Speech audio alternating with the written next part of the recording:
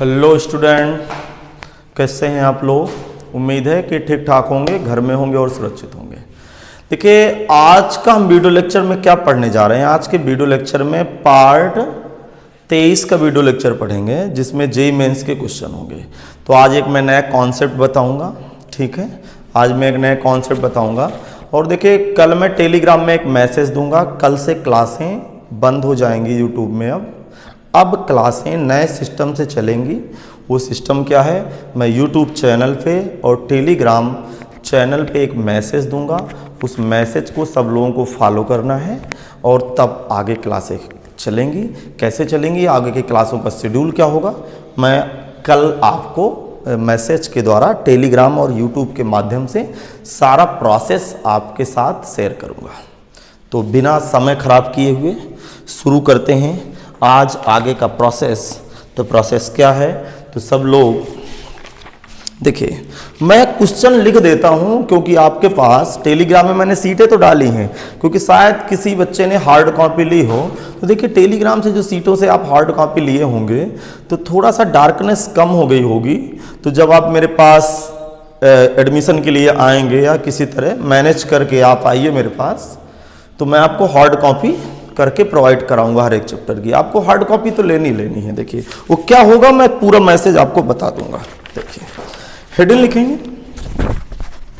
तो चलिए सभी बच्चे नोट्स और पेन उठा ले, पानी रख लें पास में और कंसंट्रेशन के साथ मेरे साथ बने रहिएगा। लिखेंगे solution of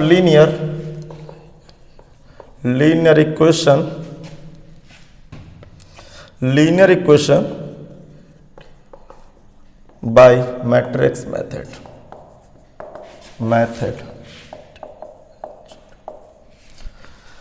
solution of linear equation by matrix method, इसको हम कह सकते हैं, बात समझ में आ गया, कि रैखिक समीकरणों को आव्यूह विधि से हल करना है। हिंदी में लिख सकते हैं रैखिक, बता चुका हूं सब चीजें मैं। रैखिक समीकरणों, हिंदी में लिखिए रैखिक समीकरणों को आव्यूह विधि से हल करना। देखो है क्या, आप देखिए समझिएगा। ये सब हम कर चुके हैं, थोड़ा सा याद दिलाना है बस। माना एक्स वाई जेड के पदों में, माना एक्स वाई जेड के पदों में रैखिक समीकरण जिसे लीनियर इक्वेशन पढ़ते हैं, निम्न में फॉलोइंग पढ़ते हैं, निम्न है। क्या क्या है जरा देखिए, a1x b1y c1z equal to u equation number 1, a2x b2y c2z बराबर b इक्वेशन नंबर 2। देखो, ये बोर्ड लेवल की बात मैं बता चुका हूँ, यहाँ मुझे कॉन्सेप्ट उठाना है इसलिए मैं दोबारा बता रहा हूँ। तो आप लिख लीजिएगा, आलस नहीं करेंगे, लिख लें। ये सब चीज़ें मैं आपको बता चुका हूँ, दोबारा रिवाइज करा रहा हूँ, तो लिख जरूर लेंगे W। फिर आपको याद होगा क्या करते थे, समीकरणों को क्या करते थे, समीकरणों को AX बराबर B के रूप में लिखने पर, समीकरणों को AX बराबर B के रूप में लिखने पर, हाँ, कैपिटल क्या होता है आपको याद होगा, ये कैपिटल A की स्क्वायर मैट्रिक्स होता है। कैपिटल B क्या होता है, जो वेरिएबल होते हैं, अननोन राशियां X Y Z, capital X Y Z का कॉलम मैट्रिक्स। कैपिटल B क्या होता है आपको पता होगा, कैपिटल B क्या होता है पता है आपको, कैपिटल B क्या होता है, कैपिटल B होता है राइट हैंड साइड में जो कांस्टेंट नंबर का कॉलम मैट्रिक्स UVW। हाँ, कैपिटल A को कैसे बढ़ते हैं, x का गुणांक C1 होता है, ठीक, और दूसरा कॉलम y के गुणांक होंगे जो B1 B2 B3 और C1 C2 C3। तो ये बातें आपको पकड़ में आ गई होंगी। इस तरह इसका डिनोशन देते थे। इस सवाल को कैसे लगाते थे मैं आपको याद दिला दूं। We know that AX बराबर B, कुछ ऐसे करते थे। भेजा लगाना मैं क्या कह रहा हूँ, both side A inverse multiply कर देते थे, बोथ साइड आप A इनवर्स मल्टीप्लाई कर देते थे। A इनवर्स A इंटू आई होता है, आपको पता हो, capital X, A inverse B, X में ये A इनवर्स इंटू B। अब यार दिमाग लगाना, लीनियर इक्वेशन सिस्टम कब हल होता है? A इनवर्स की वैल्यू जरा बोलें, A इनवर्स की वैल्यू क्या होती है? A इनवर्स की value adjoint of A upon determinant of A into B, X into determinant of A adjoint of A into B। इस लाइन को आप यहाँ तक नोट कर लीजिए, फिर मैं जल्दी बताऊँ। चलो सारे बच्चे वीडियो को रोक के, सारे स्टूडेंट वीडियो को रोक के यहाँ तक नोट कर लें। इसमें कुछ नए कॉन्सेप्ट आप सीखने वाले हैं, कुछ नया कॉन्सेप्ट आप सीखने वाले हैं। बाकी ये सब हल करना आपको सब बनता है, बोर्ड लेवल के क्वेश्चन आपसे बनते हैं, ऐसा कुछ नहीं है कि आपको बोर्ड लेवल के क्वेश्चन नहीं बनते। यहाँ तक आप सारा स्टूडेंट सब कुछ डील कर लेगा, कोई प्रॉब्लम नहीं है यहाँ तक में आपको।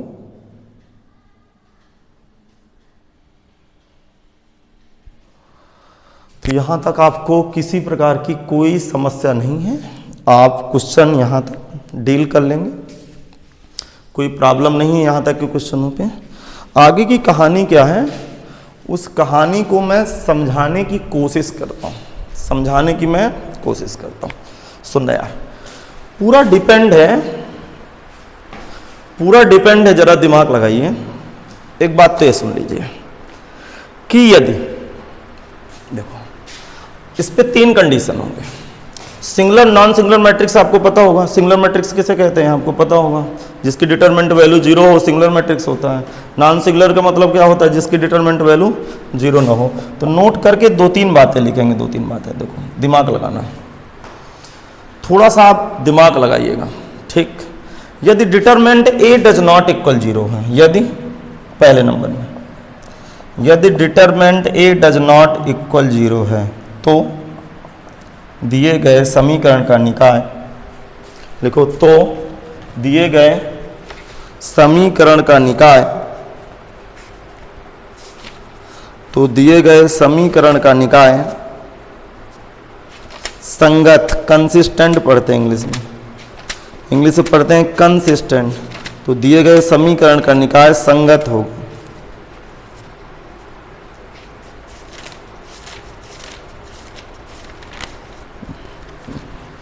यदि determinant A does not equal to 0, तो दिए गए समीकरण का निकाय का मतलब सिस्टम, निकाय संगत होगा। संगत को क्या पढ़ते हैं,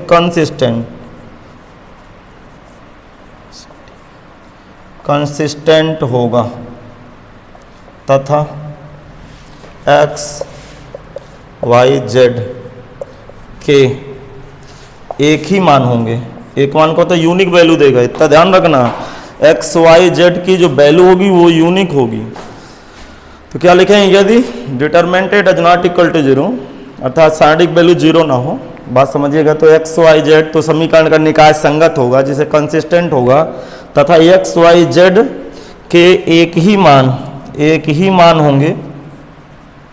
तो यूनिक सोल्यूशन होंगे जो समीकरण को संतुष्ट करेंगे, जो समीकरण को संतुष्ट या सेटिस्फाई करेंगे, संतुष्ट करेंगे। इंग्लिश में क्या समझना है कि यदि जो मैट्रिक्स कैपिटल A है, यदि इसकी डिटरमिनेंट वैल्यू 0 है नहीं है, अर्थात नॉन सिंगुलर मैट्रिक्स है, तो जो लीनियर इक्वेशन का सिस्टम है वो कंसिस्टेंट सिस्टम होगा और एक्स वाई जेड की यूनिक सोल्यूशन होगा, अर्थात एक्स वाई जेड की केवल एक वैल्यू मिलेगी जो इस इक्वेशन को सेटिस्फाई कर जाएगी। अच्छा, दूसरी बात देखिएगा, मैं इस लाइन को मैं यहाँ लिखे ले रहा हूँ, बात समझिएगा, यहाँ लिखे ले रहा हूँ adjoint of A into B। इस लाइन को मैं यहाँ लिख रहा हूँ ताकि मैं इधर जगह बना लूँ आपके लिए। मैं जगह बनाने की प्रयास पे हूँ, तो आप मेरे साथ थोड़ा सा सीरियस होकर रहिएगा। अच्छा, नोट नंबर 2 की कहानी क्या है? देखो, नोट नंबर 2 की कहानी ये है, जरा दिमाग लगाना। यदि डिटरमिनेंट A इक्वल टू 0, भेजा लगाना थोड़ा सा, बहुत बढ़िया लॉजिक है, आप ध्यान से सुनना, आपको बिल्कुल एक एक कॉन्सेप्ट क्लियर होंगे। यदि डिटरमिनेंट A की वैल्यू बात समझ रहे हैं? यदि डिटरमिनेंट ए की वैल्यू जीरो नहीं है अर्थात नॉन सिंगुलर मैट्रिक्स है तो आप बेशक कह सकते हैं कि लीनियर इक्वेशन सिस्टम सॉल्व होगा, एक्स वाई जेड की वैल्यू यूनिक आएगी अर्थात एक ही मान आएगा, एक से ज्यादा मान नहीं आएंगे। यदि determinant A equal to zero है तो जिस दिन ये जीरो होगा तो जरा दिमाग लगाइएगा, मैं यहां पे कुछ ऐसा समझाने की कोशिश करता हूं, देखो दिमाग लगाना। यहां पे कैपिटल एक्स की वैल्यू क्या है, एक्स वाई जेड, और ये डिटरमिनेंट की वैल्यू जीरो है, ये जीरो है, और इधर क्या लिखा हुआ है, adjoint of A into B. तो थोड़ा सा भेजा लगाइएगा, तो दो केस हो सकते हैं। तो इधर जिस दिन ये जीरो जीरो का गुणा हुआ तो जीरो जीरो जीरो बना देगा, बात समझ में आई। और शायद इन दोनों का मल्टीप्लिकेशन भी नल मैट्रिक्स बन गया, शायद इन दोनों का मल्टीप्लिकेशन भी नल मैट्रिक्स बन गया, तो एग्जिस्ट कर गया दोनों तरफ। जिस दिन दोनों तरफ एग्जिस्ट कर गया, अब जरा दिमाग लगाइएगा, देखो बता रहा हूं, ध्यान से सुनिएगा, ध्यान से। हम पहले नंबर में क्या लिखे हैं नोट में, पहले नंबर में क्या लिखे हैं, यदि determinant A does not equal zero तब दिए गए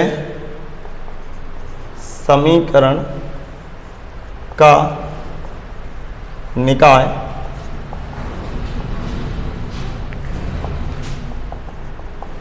संगत, जिसे इंग्लिश में क्या पढ़ते हैं, कंसिस्टेंट,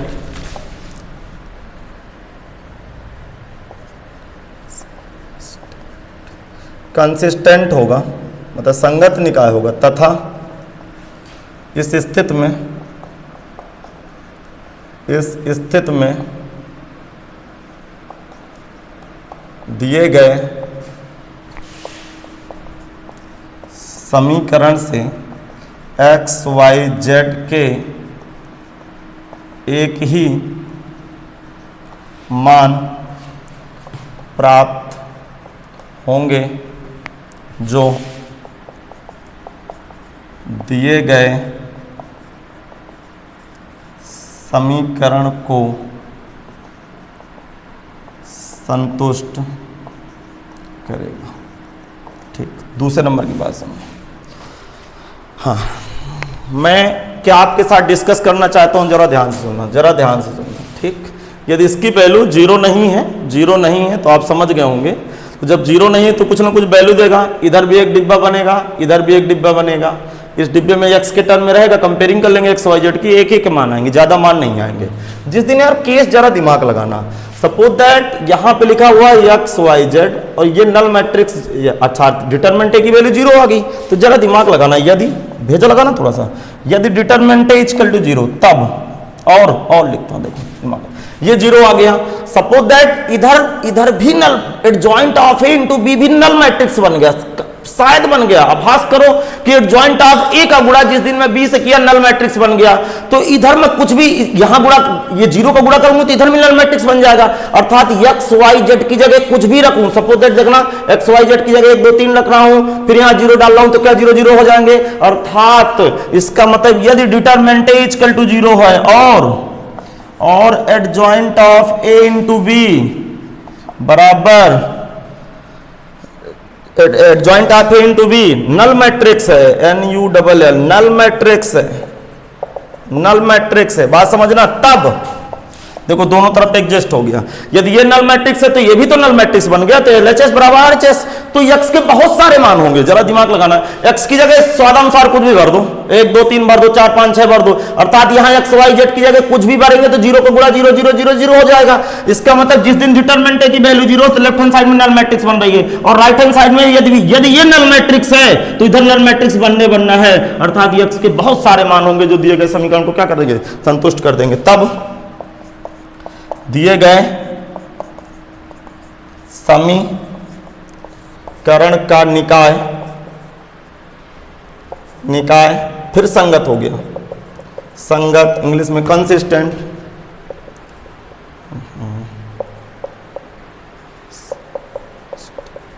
कंसिस्टेंट होगा तथा इस स्थिति में एक्स वाई जेड के मान एक से अधिक प्राप्त होंगे, अर्थात इनफाइनाइट सॉल्यूशन कह सकते हैं, एक से अधिक प्राप्त होंगे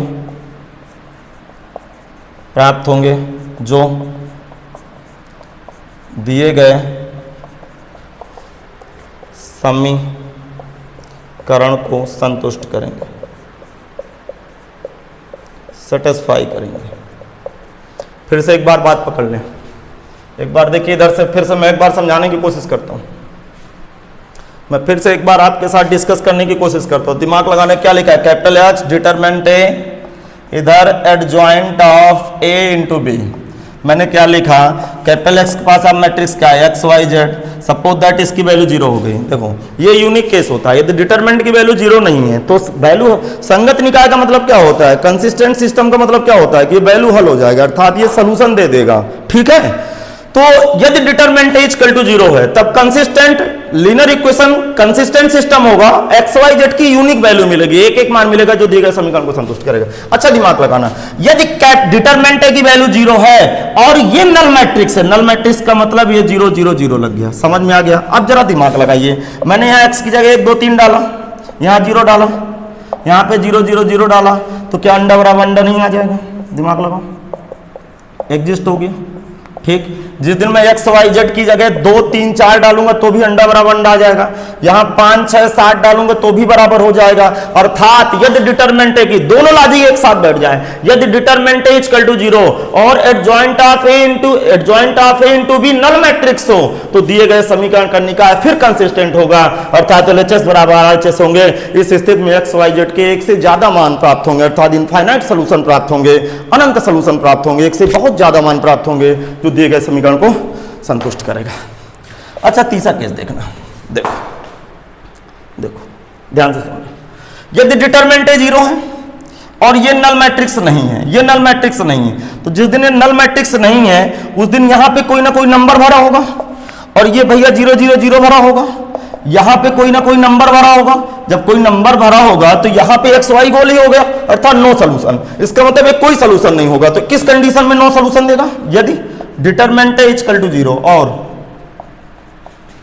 और adjoint of A into B null matrix नहीं है, नहीं है, तब दिया गया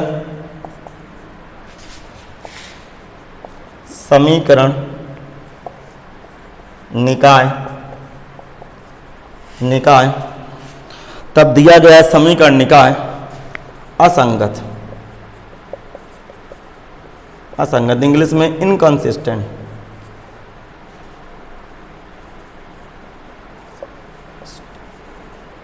इनकंसिस्टेंट होगा। इस स्थिति में x, y, z के मान प्राप्त नहीं होंगे। ये मेन लॉजिक है। क्या लॉजिक पकड़ में है, आपको समझ में आ गया होगा। जिस दिन डिटरमिनेंट की वैल्यू 0 होगी तो यहाँ 0 लग जाएगा, तो इधर नल मैट्रिक्स हो जाएगी। ये नल मैट्रिक्स मिल नहीं रहा तो एग्जिस्ट ही नहीं कर रहा। जब एक LHS does not equal to RHS बराबर ही नहीं होंगे, अर्थात नो सोल्यूशन। इसका मतलब बात पकड़ना, जिस दिन डिटरमिनेंट की वैल्यू 0 ना आए तो कंसिस्टेंट है लेकिन यूनिक सोल्यूशन देगा। यूनिक का मतलब एक्स वाई जेड के एक मान आएंगे। लेकिन ये दोनों केस बहुत ही बेहद के काम के केस है, बहुत ही इंपॉर्टेंट केस हैं। यहां से बच्चा प्राण लेना शुरू कर देता है। क्वेश्चन समझ में आ गया। यदि डिटरमिनेंट की वैल्यू 0 है और एडजॉइंट भी नल मैट्रिक्स है तो एलएचएस बराबर आरएचएस बैठ जाएगा। इस स्थिति में जो लीनियर इक्वेशन सिस्टम होगा वो कंसिस्टेंट होगा और एक्स वाई जेड के मोर देन सोल्यूशन होंगे, अर्थात इनफाइनाइट सोल्यूशन होंगे जो लीनियर इक्वेशन को सेटिस्फाई करेगा। अगली बात, यदि डिटरमिनेंट की वैल्यू 0 आ गई किंतु इसने मना कर दिया कि मैं नल मैट्रिक्स नहीं है, अर्थात इधर नल मैट्रिक्स नहीं है, इधर नल मैट्रिक्स नहीं मिल रही है। कुछ सपोज दैट नंबर मिल गए, 2 3 4 मिल गए, इधर 0 0 हो गया। सपोज दैट 2 3 4 इधर 0 0, तो क्या बराबर है, तो मना कर देगा। तो यदि डिटरमिनेंट की वैल्यू 0 है किंतु adjoint of A into B null matrix नहीं है तो मना कर देगा। वो कहेगा जो सिस्टम है ये लीनियर इक्वेशन का वो आपस में सॉल्व नहीं कर रहा। जब सॉल्व नहीं करेगा तो इस स्थिति में एक्स वाई जेड के मान प्राप्त नहीं होंगे। कक्षा 10 में भी ऐसे केस पड़े होंगे कि पैरेलल लाइन निकल जाती है, जब समांतर रेखा निकल जाएंगी तो कट नहीं करेंगी तो वैल्यू नहीं मिलेगी। चलो, तो ये सिस्टम आप समझ गए होंगे। एक नया रूल है क्रैमर रूल, जिसको आज आप समझोगे। हेडिंग बनाते हैं, आगे हेडिंग बनाते हैं, लिखेंगे सिस्टम ऑफ लीनियर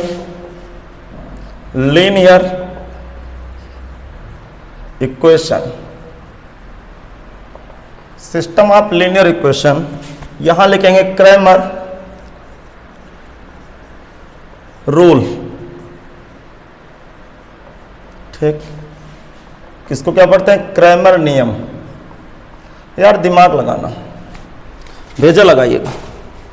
ठीक, क्रैमर रूल क्या है मैं आपको समझाने की कोशिश करता हूं। क्रैमर रूल क्या है, इसको वीडियो को रोक के आप लिख लीजिएगा।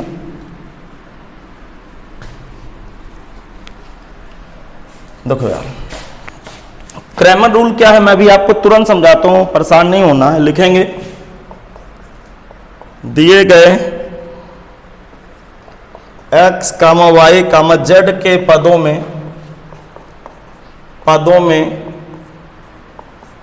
रैखिक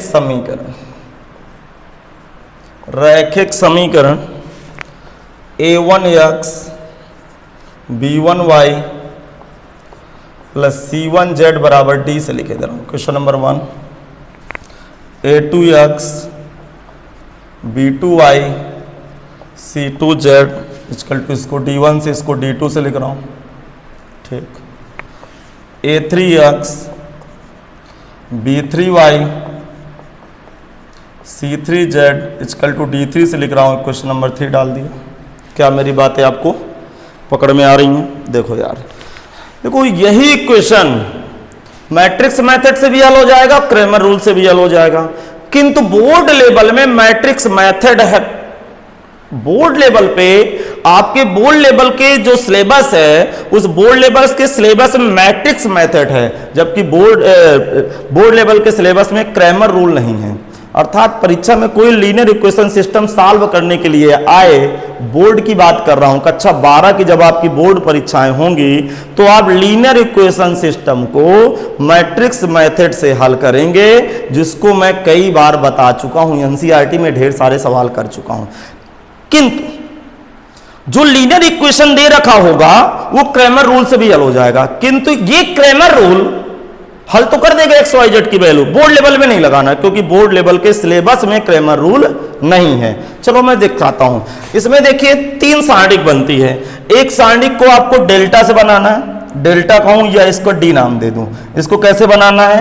आप जिस तरह कैपिटल ए, जो कैपिटल ए होता है ना मैट्रिक्स मेथड में, वो डी होता है। क्या होगा? A1 A2 A3 B1 B2 B3 और C1 C2 C3, 4 आपको डिटरमेंट बनानी है। देखो अगली डिटरमेंट बनानी है डेल्टा 1 की। देखो बात पकड़ना, D1 बनेगी, D1। ये डिटरमेंट कैसे बनाएंगे मैं आपको बना, जो मेन डिटरमेंट है ना उसमें C1 को हटा देंगे, उसमें C1 को हटा देंगे, C1 की जगह राइट हैंड साइड वाले भर लेंगे D1 D2 D3। फिर क्या बाकी यही डिटरमेंट टिप लेना, B1 B2 B3 C1 C2 C3 and, और अगली देखो डेल्टा 1 हो गया। अब डेल्टा 2 बनाओ, डेल्टा 2 का दूसरा नाम D2 भी लिख सकते हो आप, D2। अब देखो इस मेन डिटरमिनेंट से C2 को गोल करके ये राइट हैंड साइड वाला कॉलम डाल देना है। अर्थात करना क्या है जरा सुने, A1 A2 A3 रहना है और इसमें C2 उड़ा देना है। C2 की जगह क्या डाल देना है? D1 D2 D3 और क्या है? C1 C2 C3। अच्छा एक डिटरमिनेंट और बनेगी, 4 डिटरमिनेंट आपको बनाना, मैं भी आपको समझाता हूं परेशान। डेल्टा 3 अर्थात इसको D3 नाम दे सकते हैं, D3।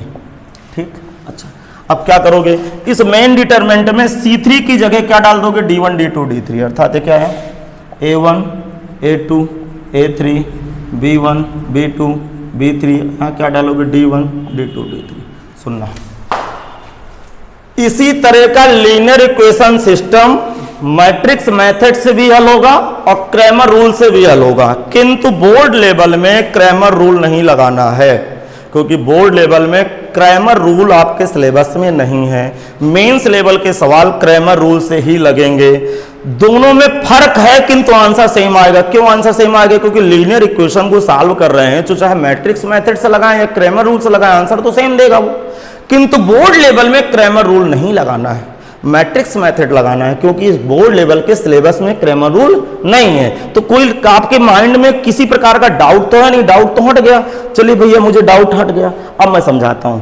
देखो आपको मैट्रिक्स मेथड तो अच्छी तरह से बनता है, वो तो आप कर चुके हो। करना क्या है, इस तरह का आपको एक क्वेश्चन दिए रहेगा, तो मेन डी क्या है, मेन डी या डेल्टा क्या है? जिस तरह मैट्रिक्स में कैपिटल ए भरते थे, एक्स का गुणांक C1 में डाल देना है, y का गुणांक C2 में डाल देना है और z का गुणांक C3 में डाल देना है। जिस दिन D1 डिटरमिनेंट भरेंगे तो इसको गोल कर दोगे, इसको नहीं लिखोगे, इसको नहीं लिखोगे, इसकी जगह क्या लिखोगे, ये वाले नंबर डाल दोगे, ये वाले नंबर डाल दोगे, बाकी आप वही उतार लोगे। जब D2 में लिखूंगा तो ये दूसरा कॉलम नहीं लिखना है, दूसरे कॉलम की जगह मैं इसको डाल दूंगा D1 D2 D3। जब तीसरी D3 लिखूंगा तब इसको नहीं लिखूंगा, अर्थात मैं तीसरे कॉलम में D1 D2 D3 डाल दिया। ये सब की मैं वैल्यू हल कर लूंगा, क्योंकि मेरी 3/3 ऑर्डर की अर्थात थर्ड ऑर्डर की डिटरमिनेंट आ जाएगी। समझ में आ गया? सब हल हो जाएगा। तो x की वैल्यू क्या होती है, यहां से लिख लीजिए, नाउ x बराबर, लिखिए now x equal to delta 1/d, sorry delta 1 delta, या इसको क्या बोल सकता हूं d1/d, जैसा आप लिखना चाहो। y की वैल्यू होती है डेल्टा 2/डेल्टा या d2/d या r(d2/d)। z की वैल्यू होती है डेल्टा 3/डेल्टा या r(d3/d)। तो आपके पास ये फार्मूले हैं, फार्मूलों को आप देख लीजिए और नियम कानून। हाँ चलिए देख लीजिए, ये लिख लीजिए, फिर मैं क्वेश्चन कराता हूँ। अब मैं क्वेश्चन लगाता हूँ क्रैमर रूल में, ढेर सारे क्रैमर रूल में मैं क्वेश्चन लगाना शुरू करता हूँ। तो तब तक आप ये नियम लिख लीजिए। आपको करना क्या है, डी डिटरमिनेंट तो भरना आ गया समझ में। इसी मेन डिटरमिनेंट में एक बार C1 हटा देना है, इसको डाल देना C1 की जगह। D2 में क्या करना है, C2 को मार्क गोल कर देना है, D2 की जगह D1 D2 D3 मार देंगे। समझ में आ गया? C2 की जगह एक बार देखो, एक बार पहले कॉलम में D1 D2 D3 लिखना है, बाकी शेष उसी तरह उतार लेना है। फिर दूसरे कॉलम को हटा के D1 D2 D3 डाल लेना है और तीसरे सारणी में इस कॉलम की जगह डाल लेना है D1 D2 D3। इस तरह के 4 1 2 3 4 सारणी बनेगी, सबको एक्सपेंड करके हल कर लेना है। ये वाले फार्मूले लगाने एक्स वाई जेड। देखो क्रैमर रूल से एक्स वाई जेड की वैल्यू लाना आसान है मैट्रिक्स मेथड के बजाय, लेकिन बोर्ड लेवल में मैट्रिक्स मेथड लगाना है, क्योंकि बोर्ड लेवल का जो कॉन्सेप्ट है मैट्रिक्स मेथड से पूछा जाएगा, सिलेबस में है ही नहीं ये। तो ये मेंस के सिलेबस पे है, तो जरा लिख लीजिए, जल्दी करिए क्योंकि क्लास खींचनी है आज, समय का अभाव।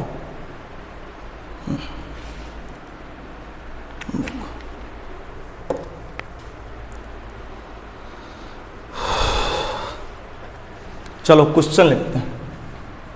आप वीडियो को रोक के इसको देख लीजिए, मैं आगे क्वेश्चन में आपको बातें मेरी क्लिक कर जाएंगी, टेंशन लेने की आवश्यकता नहीं है।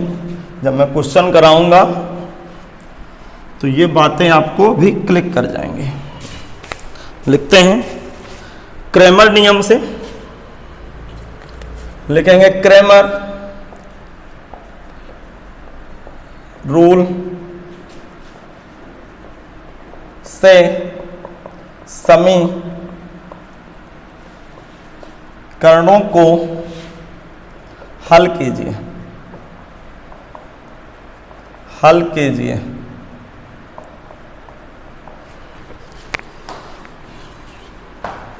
लिखना इंग्लिश लिख ले, solution of linear equation by Cramer rule. Solution of linear equation by Cramer rule. समझ आ गया? देखो पहला क्वेश्चन देखते हैं। पहला क्वेश्चन क्या कह रहा है, x + y + z = 3, equation number 1। फिर क्या है, x + 2y 3z = 4, ठीक। फिर क्या है अगला, x + 4y + 9z = 6। स्पष्ट लिखा है कि क्रैमर रूल से हल कीजिए। देखो इसी तरह के क्वेश्चन मैट्रिक्स मेथड से भी हल होते हैं। इसी क्वेश्चन को मैं मैट्रिक्स मेथड से भी हल कर सकता हूं और क्रैमर रूल से भी मैं हल कर सकता हूं। बात समझिएगा, क्रैमर रूल से भी मैं हल कर सकता हूं, भेजा लगाना। किंतु बोर्ड लेवल में क्रैमर रूल नहीं लगाना, क्योंकि बोर्ड लेवल के सिलेबस में क्रैमर रूल आपके पास नहीं है। तो नाउ दिमाग लगाना, आप डी भरो, डी मतलब डेल्टा भर रहा हूं, ठीक। जब दिन मैं डेल्टा भरूंगा, इसका नाम डेल्टा भी दे सकता हूं, डेल्टा दूं या डी नाम दूं, दिमाग लगाना थोड़ा। तो x का गुणांक कितना है, 1 1 1, y का गुणांक 124, z का गुणांक 139। समझ में आ गया? अच्छा, इसको एक्सपेंड भी कर लेते हैं, expanding along R1, expanding along R1। चलो, तो डेल्टा की वैल्यू d की बराबर d, चाहे डेल्टा लिखूं या d लिखूं, दो डिनोमिनेशन है इसका, डेल्टा या d, आपको पता होगा डिटरमिनेंट को। ये होती है R1, एक कॉमन आया, हाँ C1 उड़ा, 2439 समझ में आ गया होगा, -1, ये 1139 प्लस का 1 1124। देखो delta equal to D equal to ये 9 दूनी 18 माइनस 4 3 12 माइनस रहेगा 9 माइनस का 3 4 माइनस का 2। Delta equal to D equal to 18 में 12 गए 6, 9 में 3 गए 6 माइनस 6, 4 में 2 गए प्लस 2, ये उड़ा और डेल्टा बराबर डी बराबर 2 आ गया। ठीक, अब देखो क्या करना है। अब देखो ध्यान से सुनना, देखो यार एक क्वेश्चन करो चाहे 1000 क्वेश्चन करो यार, एक ही मतलब है। तो मेरा कॉन्सेप्ट है 2 क्वेश्चन कराना, एक क्वेश्चन कराऊंगा 3x3 के ऑर्डर में, अर्थात 3 वेरिएबल में, एक 2 वेरिएबल में करा दूंगा, बाकी आप कंप्लीट कर लीजिए। और देखो D1 कैसे भरना, D1 का दूसरा नाम डेल्टा 1 या D1, कुछ नहीं करना, भेजा लगाना, फर्जी परेशान ना करना। जो मेन डिटरमिनेंट है उसका C1 नहीं लिखना है, C1 की जगह क्या चिपकाएंगे 3 4 6, क्या चिपकाएंगे 3 4 6, बाकी C2 C3 को सिमिलर उतार लेंगे 124 139। अगेन एक्सपेंड करेंगे जल्दी से, एक्सपेंडिंग एलॉन्ग, स्पीड से करिए R1। हाँ, तो delta 1 equal to D1, value देखना 3 कॉमन, डायरेक्ट भर दे रहा हूँ 3 कॉमन, तो ये गया 9 दूनी 18 माइनस का 4 3 12 माइनस 1 कॉमन, ये C2 उड़ेगा, ये 9 चौको 36 माइनस 6 3 का 18 प्लस 1 कॉमन, ये 35, 4 चौको 16 माइनस का 6 दूनी 12। Delta 1 equal to D1 equal to कितना आएगा 12 6 6 6 3 का 18 और ये कितना आएगा 18 दूनी 36 माइनस का 18 प्लस के 12 में 4 4 गए, ये कैंसिल आउट। डेल्टा 1 या D1 इजकल टू 4 आ गया, ये वैल्यू 4 आ गई।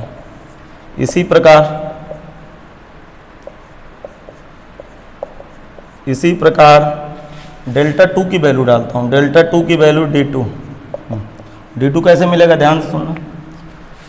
हाँ, D2 कैसे मिलेगा मैं आपको समझाने की कोशिश करता हूँ। इसी मेन डिटरमिनेंट में जाइए और C2 को, इसको नहीं लिखना है, इसको नहीं लिखना अब इस बार इसको नहीं लिखना, तो क्या लिखूंगा 1 1 1, इसकी जगह क्या चिपकाऊंगा 3 4 6 और बाकी C3 को टिप लूंगा 139। समझ में आ गया? इसको नहीं लिखना, इसकी जगह क्या डाल देंगे 3 4 6। अब मैं ये मिटा रहा हूँ सब ये चीज़ें, आप उसको एक्सपेंड करो, सब लोग उसको एक्सपेंड करो, सब लोग उसको कायदे से एक्सपेंड करो। एक्सपेंडिंग अलॉन्ग R1 के रिस्पेक्ट में एक्सपेंड कर रहा हूँ, आप लोग लिख लीजिएगा। 1 कॉमन, हाँ C2 उड़ा, 9 को 36 माइनस 6 का 18, फिर माइनस 3 कॉमन, C2 उड़ गया, इसका C2 उड़ गया, तो 9 माइनस 3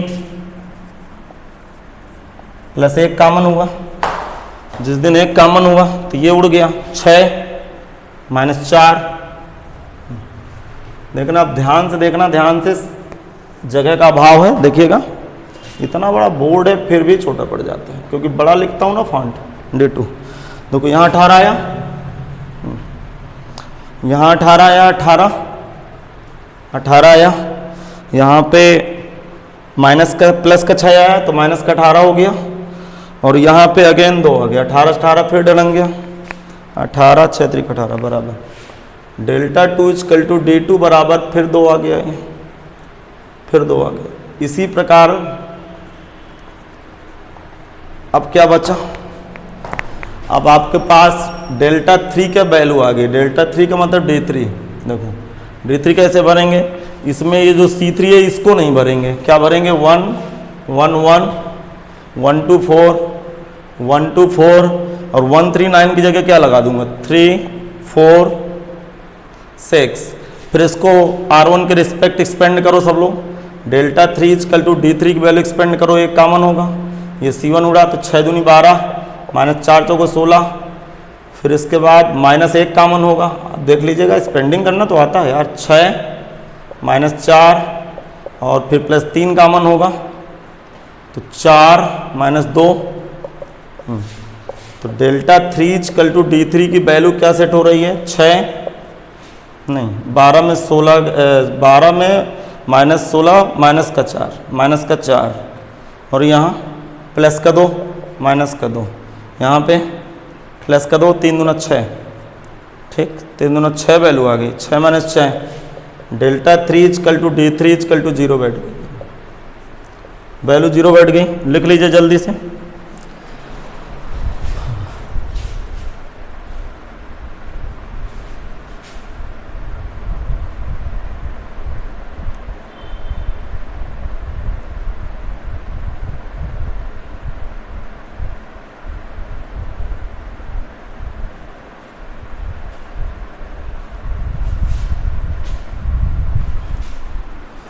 हाँ, बात तो क्लिक कर गई होगी। आप देखो वैल्यू किसकी चाहिए, मैं इधर वैल्यू लिख रहा हूँ। वैल्यू हमें किसकी चाहिए मैं आपको समझाने की कोशिश करता हूँ। XYZ की वैल्यू चाहिए आपके पास। नाउ एक्स फार्मूला क्या होता है? नाउ फार्मूला होता है नाउ x =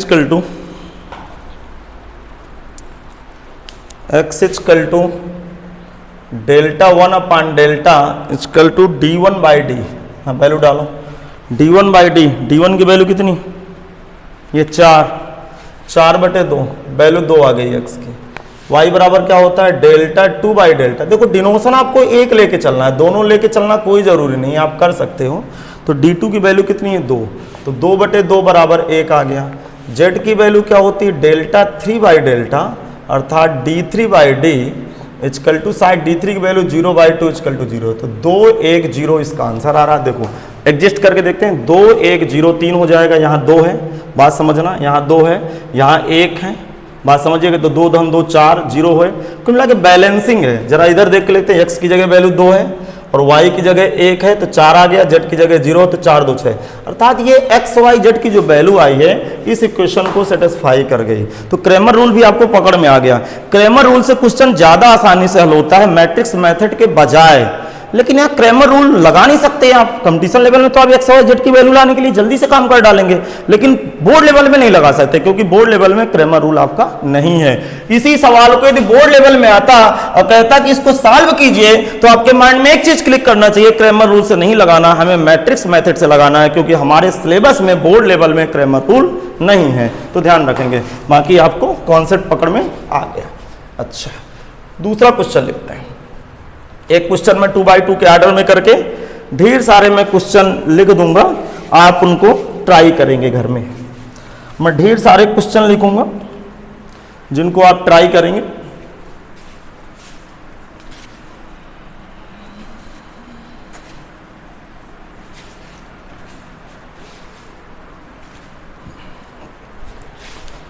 एक क्वेश्चन मैं लेता हूं 2x2 के ऑर्डर में। दिए गए समीकरण लिखो। दिए गए समीकरण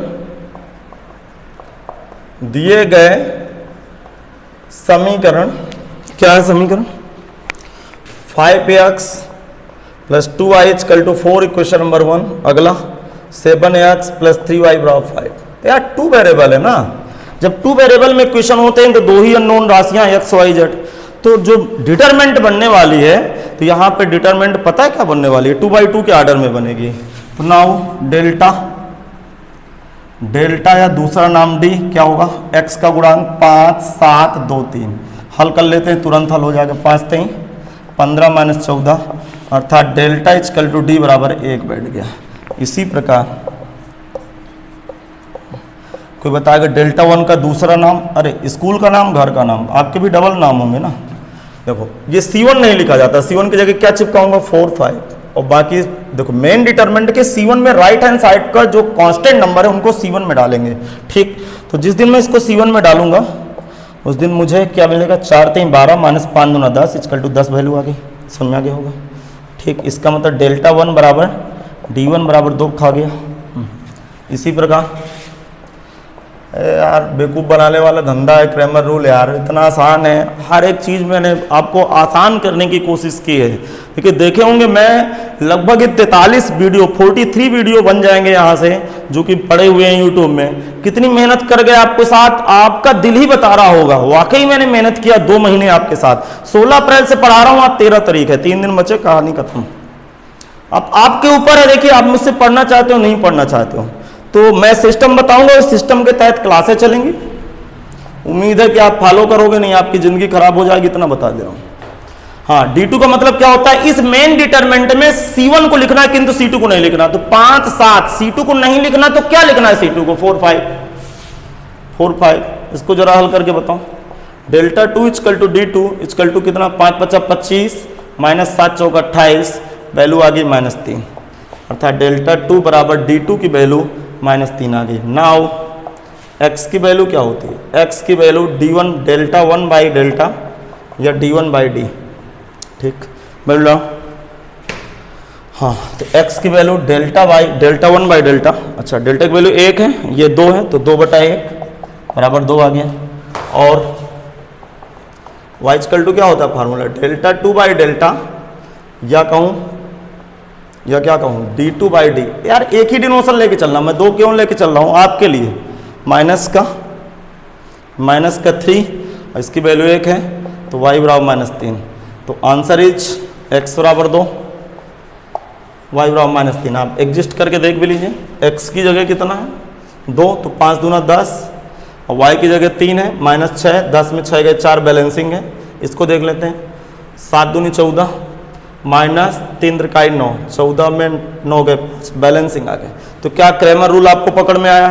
क्रैमर रूल का काम है लीनियर इक्वेशन सिस्टम को सॉल्व करना, एक्स वाई जेड की वैल्यू ज्ञात करना। तो ये आपको कॉन्सेप्ट पकड़ में आ गया। अब मैं कुछ क्वेश्चन लिख रहा हूं, उन क्वेश्चनों को आप हल करेंगे घर में क्रैमर रूल से। हाँ, तो ये आप वीडियो को रोक के नोट कर लीजिएगा, यहाँ तक वीडियो को रोक के यहाँ तक नोट कर लें सभी स्टूडेंट। फिर मैं कुछ क्वेश्चन लिख रहा हूँ। क्वेश्चन देखिए नंबर 1, मैं क्वेश्चन लिख रहा हूँ, आप इनको कंप्लीट कर लीजिएगा। x plus Y plus 2z equal to 4, comma x plus 2y plus z equal to 1। 3 variable में क्वेश्चन लिख रहा हूँ। आपको क्रैमर रूल से इन क्वेश्चनों को सॉल्व करना है, आप ध्यान रखेंगे। x plus Y plus z equal to 6, x plus Y minus z equal to 0 और 2x प्लस का y प्लस का 2z इक्वल टू 10। ये सीट पड़ी हुई है, आप समझदार हो, कर सकते हो। 5x प्लस 3y, किंतु लिख लीजिए, जिन लोगों के पास हार्ड कॉपी नहीं है तो क्वेश्चन को आप लिख लें ताकि मैं आपके साथ बेहतर कर पाऊं। तो इन सारे क्वेश्चनों को आपको डील करना है, देख लीजिए जल्दी से।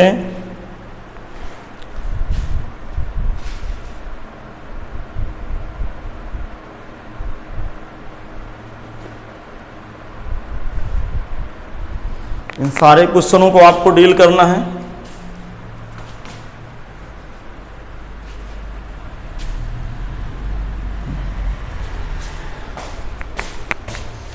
और देखिए मैं कुछ क्वेश्चन लिख रहा हूं, 25 हो गया। चौथे नंबर पे लिखूंगा मैं x plus 2y plus z equal to 7, x plus 3z equal to 1, 2x minus 3y equal to 1, x plus Y plus Z equal to 6, x minus का y प्लस का z equal to 2, 2x plus Y minus Z equal to 1, x plus Y plus Z equal to 4, 2x minus Y plus का 2z बराबर 5 और x minus का 2y minus का z बराबर 3, -3। अगले number पे एक क्वेश्चन मैं 2 वेरिएबल में दे दूं।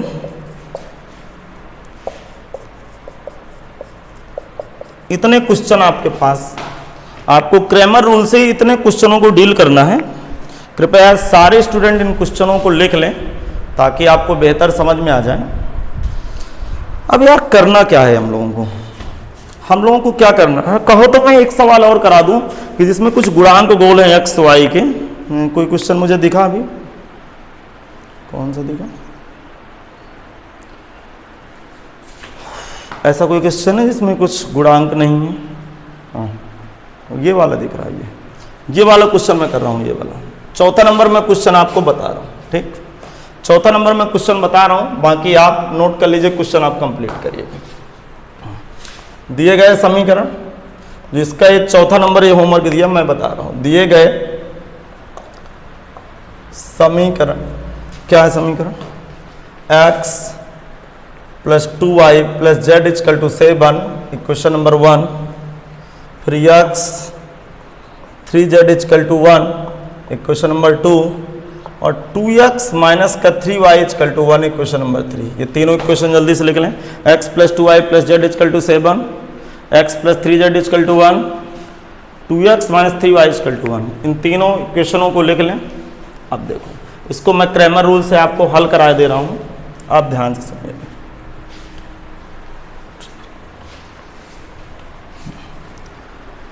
देखो, थोड़ा सा भेजा लगाइएगा। नाउ डेल्टा लिखूं या डी लिखूं, कोई कहानी बताएगा इसकी? ध्यान से सुनिएगा, ध्यान से। x का गुणांक पकड़ो 1 1 2, y का गुणांक पकड़ो 2। सीरियस होके, y है नहीं, 0 डाल दो। यहाँ y है -3, z का गुणांक यहाँ 1 है, यहाँ z 3 है, इसमें z नहीं है, 0। इसीलिए सवाल मैंने बताया कि आप धोखा ना खा जाओ, आप धोखा ना खा जाओ, इसीलिए मैंने सवाल बताया। अब मैं इसको एक्सपेंड कर रहा हूँ, R1 के रिस्पेक्ट एक्सपेंड कर रहा हूँ, तो 1, ये गुड़ेगा 0, -3 त्रिकाई 9 प्लस का 9 आ गया।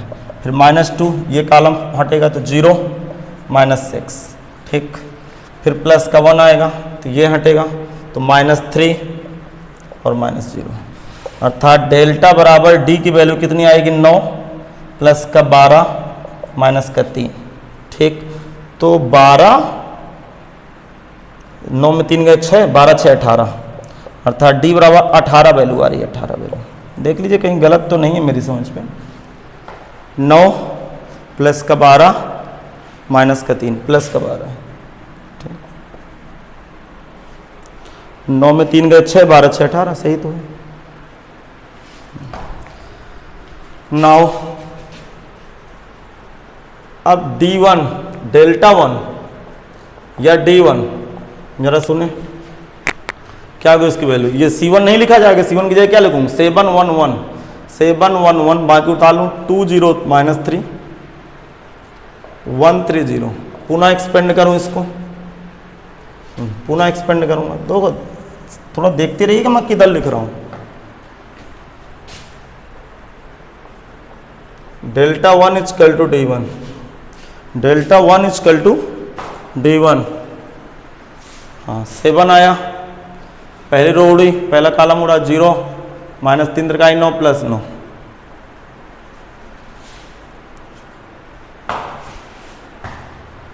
हाँ, +2 कॉमन हुआ, सॉरी -2 कॉमन, -2 कॉमन, ये उड़ा 0 0 -3 +1 कॉमन हुआ -3 0,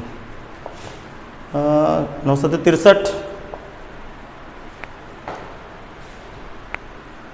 +6 -3। Delta 1 equal to D1 66, 3 66।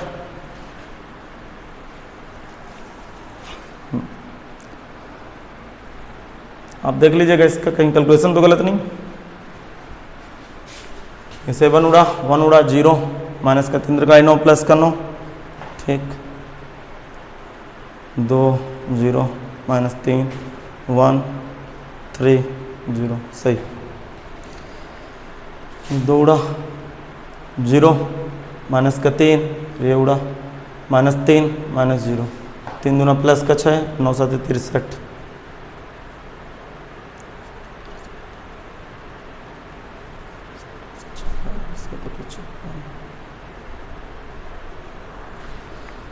इसी प्रकार D2 भरो यार, डेल्टा बराबर D2 भरो, डेल्टा 2 बराबर D2 डालो, D2 तो D2 1 1 1 तो 1 1 2 तो रहना है, 1 1 2 तो रहना है। C2 इसका गोल होगा, C2 की जगह क्या डालूंगा? 7 1 1, 130, फिर एक्सपेंड करो इसको, R2 के रिस्पेक्ट में एक्सपेंड कर रहा हूँ, 1 कॉमन, तो पहला कॉलम उड़ा, 0 -3 -7 कॉमन, ये उड़ा, 0 -6 +1 कॉमन, ये उड़ा, 1 -2 माइनस का 3 प्लस का 42 माइनस का 2, 42 3 नहीं, 3 - 5, 42 में माइनस के 5 गए, 37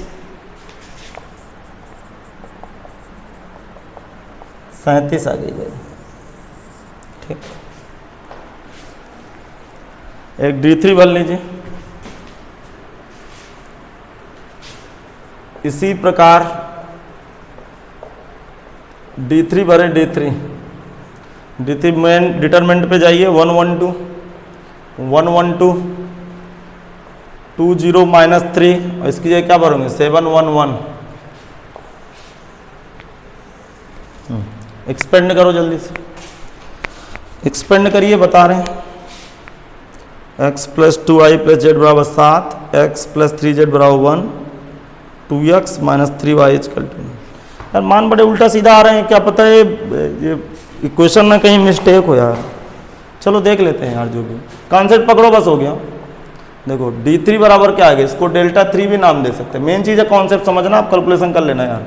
ये गया 0 -3 + 3 -2 कॉमन, ये उड़ा, 1 -2 + 7 कॉमन, हाँ 0 नहीं सॉरी -3 और -0, तो Δ3 या D3 = कितना बैठा, 3, यहाँ -1 आएगा, -1 आएगा तो प्लस का 2, और यहाँ -3 आएगा तो -21।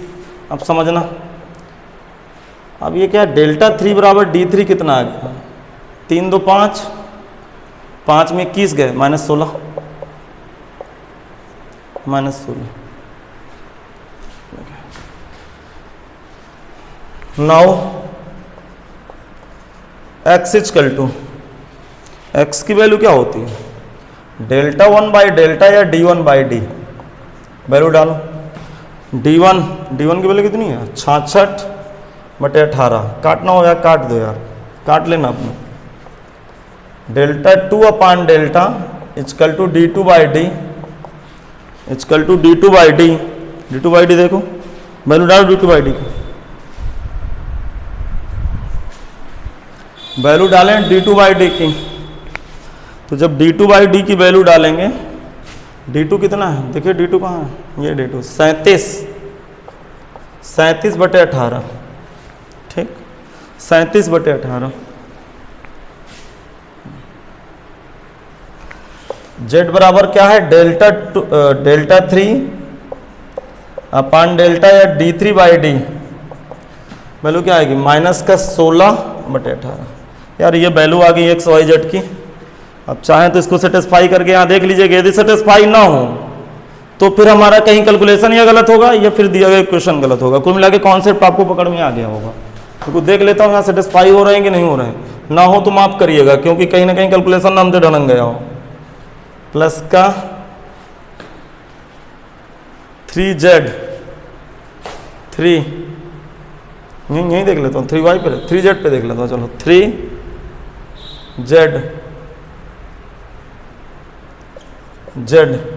Z की वैल्यू क्या, -16/18, 66 माइनस तो क्या आएगा, 66 माइनस का 48/18, 16 में 8 गए 8, 18/18 आएगा शायद, 48 18 8 8 16 4 5 66 बराबर है यार, आंसर आ रहा है सही, XYZ की वैल्यू सही आ रही। देखो कट आउट नहीं रहा था ना, तो हमें लग रहा है कि कहीं साला लोचा तो नहीं हो गया। तो क्या आपको मेरी बात आज क्लास समझ में आई? आज का क्लास का मेन उद्देश्य क्या था, क्रैमर रूल बताना। क्योंकि आप देखिए ये भी समझिए, मैं आने वाले दिनों में क्लास में ये सब नहीं पूछा जाता हूं, नंबर ऑफ सॉल्यूशन पूछेगा। आने वाले दिनों की क्लास में मैं ये भी बताने वाला हूं। मैंने पहले मैट्रिक्स मेथड से आपको समझाने की कोशिश किया, जो मैं एनसीईआरटी में काम कर चुका हूं, लेकिन कंसिस्टेंट इनकंसिस्टेंट पकड़ में आया।